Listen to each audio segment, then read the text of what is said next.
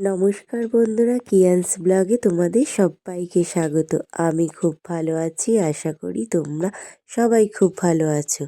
আজ রবিবার, বরের অফিস ছুটি। মায়ের ইচ্ছে হয়েছে পোলাও আর চিকেন কষা খাবে।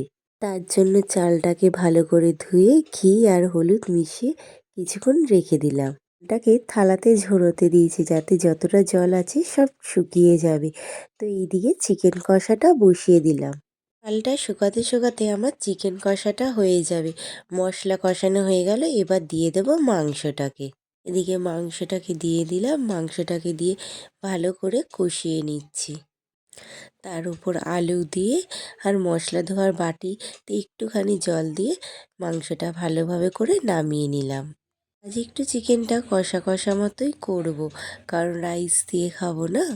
এদিকে চিকেন হয়ে গেছে, চলে আসলাম পোলাও করতে। কড়াইতে ঘি দিয়ে চালটাকে ভাজতে শুরু করে দিলাম। আরেকদিকে গ্যাসের এক সাইডে যত কাপ চাল নিয়েছি তার মাপ অনুযায়ী জল নিয়ে জলটাকে গরম করতে বসিয়ে দিলাম।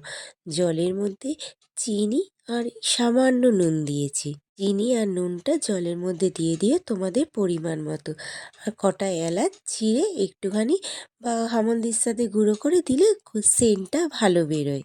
জলটা দিয়ে একদম কমিয়ে আজ আস্তে আস্তে হচ্ছে। তো খুলে দেখি রাইস পুরো কমপ্লিট।